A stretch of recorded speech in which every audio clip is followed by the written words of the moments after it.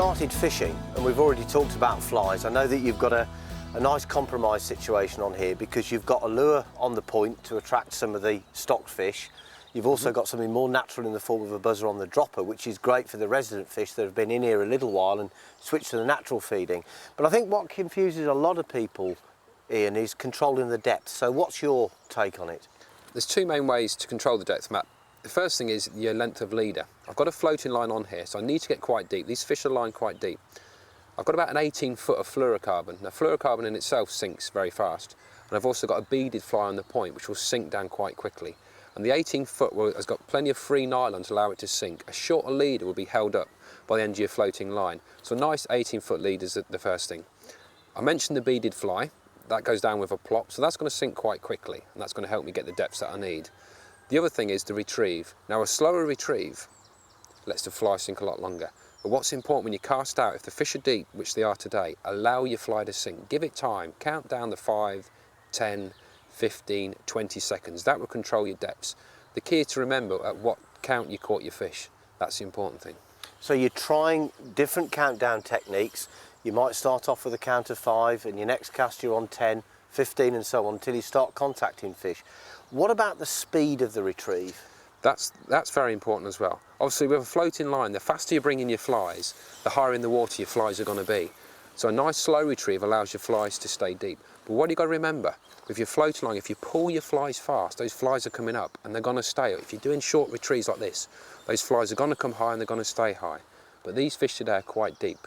Chuck it out, let it sink, give it your 15, 20 seconds, keep a nice slow pull out, a stop and a pull, a stop and a pull. Not only does that keep the fly deep, but it gives the pulsation in your tail of your fly. It's given like that, and they can't resist that, Matt. They love it. The other thing I've noticed you doing, and you're coming towards the end of your retrieve now, there's two things actually.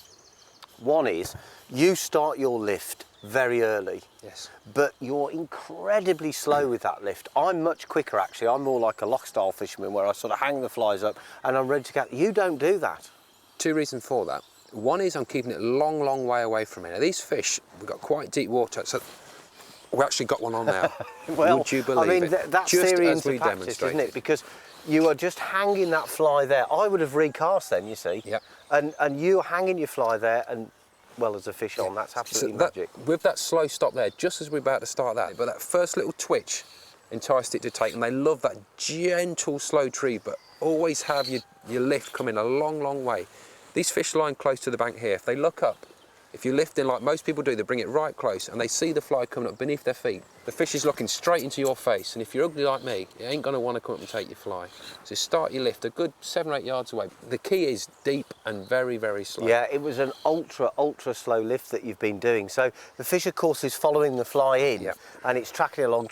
All of a sudden, it starts to ascend, yep, like a natural insect. Yep. And the longer you hang it there, I guess, the longer the fish has got to take that fly. But I also notice you're using very mobile flies, so that I guess that must help because the fibres in the tail are pulsing. You've got a worm fly on there, so the little rubber legs are just quivering, yeah, I guess. But you hit the nail on the head there, Matt. It's the stopping and that slow lift of the natural food. Although it's bright orange and it's a worm type thing, it's the movement that fish will recognise. It knows its natural food comes from the bottom and goes up slowly.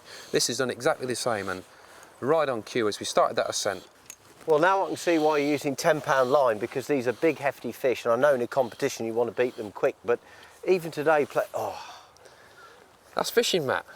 Yeah, that's a shame. That was a beautiful fish. I was just going to get the net, and it's my fault for keeping you talking, but it was a nice fish, that, wasn't it? Well, we'll go and get his mate, shall we? Yeah, you better have another go.